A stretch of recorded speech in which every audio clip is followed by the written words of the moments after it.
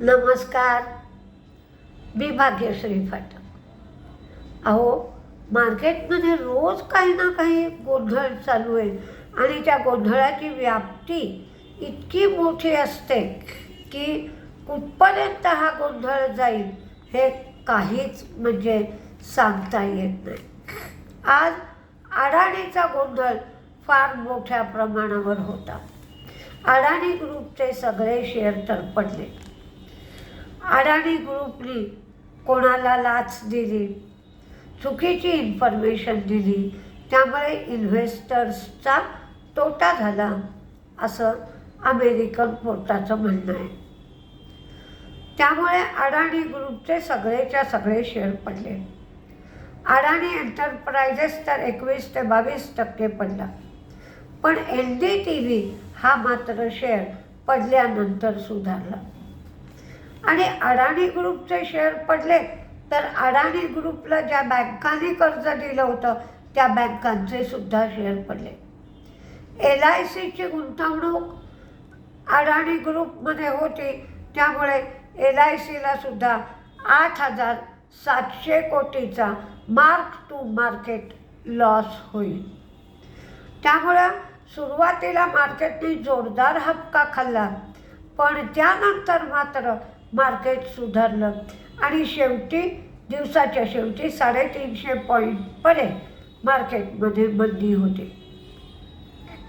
NSE investment ही protein eGOV technology मधला 20.32% stake हा ते विकणार आहेत OFSच्या माध्यमातून.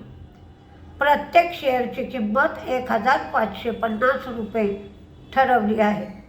ही eGOV जी कंपनी आहे, प्रोटीन eGOV, ही टॅक्स संबंधित सेवा पुरवते. National pension scheme, Atal pension योजना, सोशल सेक्युरिटी प्रोजेक्ट्स अशा प्रकारच्या सेवा ही कंपनी देते. RBIचं नियंत्रण या कंपनीवर आहे. 22 नोव्हेंबरला नॉन रिटेलसाठी आणि 25 नोव्हेंबरला रिटेल गुंतवणूकदारांना या OFSमध्ये भाग घेता येईल. 10.16% एवढा बेस असेल आणि जर मागणी दिसली तर ग्रीन शू ऑप्शन 10.16%चा NSE इन्व्हेस्टमेंट घेणार आहे. LICने त्यांची गुंतवणूक LTI माइंडट्रीमध्ये 2% वाढवली आहे. 5.033%वरून 7.034% एवढी LICने LTI माइंडट्रीमध्ये गुंतवणूक केली आहे. HEC इन्फ्राला 375 लाखाची ऑर्डर मिळाली. शक्ती पंपनी ज्यांच्याकडे 1 शेअर असेल त्यांना 5 शेअर बोनस मिळतील असं जाहीर केलेलं आहे आधीच. त्याची सोमवार 25 नोव्हेंबर ही एक्स डेट आहे. एन्व्हायरो इन्फ्रा हिचा IPO येतोय. हा IPO 650 कोटींचा आहे. 3.86 कोटी शेअर्स फ्रेश इश्यू केले जाणार आहेत. 140 ते 148 हा प्राईस बँड असेल. अडाणीमुळे मार्केट व्होलटाईल झालं म्हणून वेदांतानी त्यांचा बॉन्ड इश्यू स्थगित केला. आता पुढे कधी बॉन्ड इश्यू केले जातील त्याची तारीख ते नंतर जाहीर करणार आहेत. व्होलटॅलिटी आज VIX हा 16च्याही पुढे गेला होता. त्याच्यानंतर महाकुंभ 2025मध्ये प्रयागराज इथे होणार आहे. तर त्याच्यासाठी IRCTCने वेगळी टेंट सिटी तंबूचं शहर ते वसवणार आहे आणि महाकुंभ ग्राम असं त्या तंबूच्या शहराचं त्यांनी नाव दिलेलं आहे. 6,000 रुपये प्रत्येक व्यक्तीमागे आकारले जातील आणि 2 माणसांची राहायची सोय त्या टेंटमध्ये असेल. NBCCला रिकोकडून म्हणजे राजस्थान इंडस्ट्रियल इन्व्हेस्टमेंट कॉर्पोरेशनकडून 202 कोटींची ऑर्डर मिळाली प्रोजेक्ट मॅनेजमेंट कन्सल्टिंगसाठी. यावेळेला एक गोष्ट लक्षात आली की BSNLने त्यांचे रेट वाढवले नव्हते, पण एअरटेल, व्होडाफोन आणि जिओ या सगळ्यांनी त्यांचे रेट वाढवले होते. त्याचा परिणाम असा झाला की BSNLची ग्राहक संख्या वाढली आणि त्याविरुद्ध एअरटेल, व्होडाफोन आणि जिओ यांनी सगळ्यांनी ग्राहक गमावले. त्याचबरोबर या तिघांचे आरपूजही घटले, पण BSNLचे आरपूज वाढले. BSNLने 8,831 एवढे ग्राहक जोडले, तर एअरटेलने 14 लाख ग्राहक गमावले, व्होडाफोनने 15 लाख गमावले, तर रिलायन्स जिओने 79 लाख ग्राहक गमावले आहेत. हा सगळा त्यांनी टॅरिफ वाढवलेल्याचा परिणाम आहे. त्यांना वाटलं होतं की आपण टॅरिफ जरी वाढवले तरी ग्राहक कमी होणार नाहीत, तसं मात्र घडलं नाही आहे. अडाणी ग्रुपची मार्केट कॅप 2.65 लाख कोटींनी कमी झाली आहे आणि अडाणींनी अधिकाऱ्यांना $25 कोटी एवढी लाच दिल्याचा आरोप अडाणीवर करण्यात आला आहे.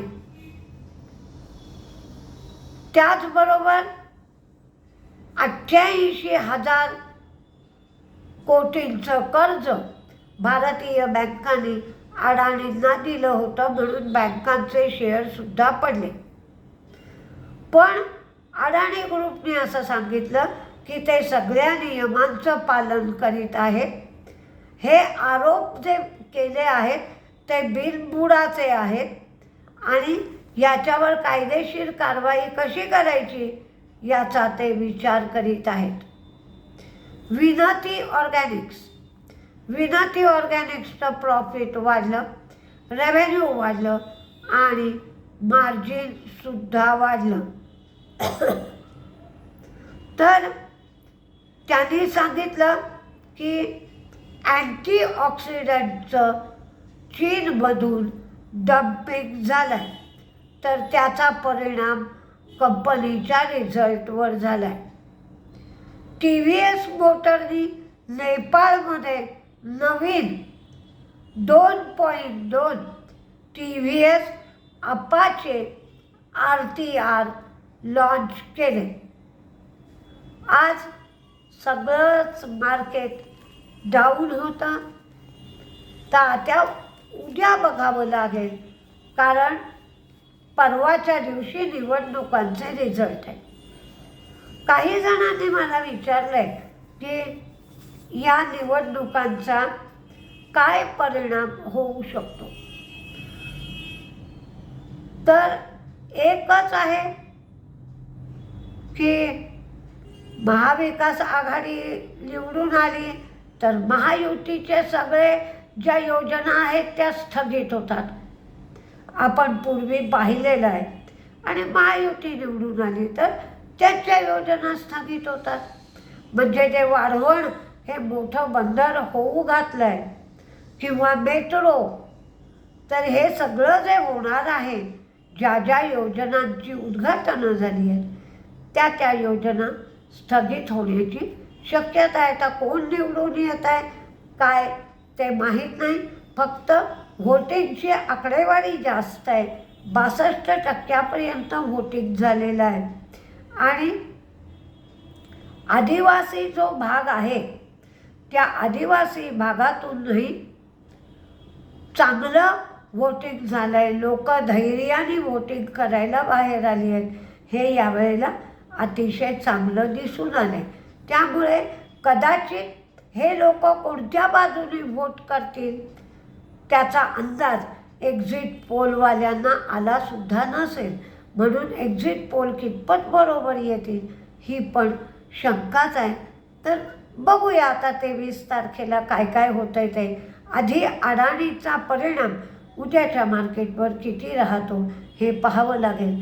बाकीच्या गोष्टी आपण नंतरच्या नंतर. पण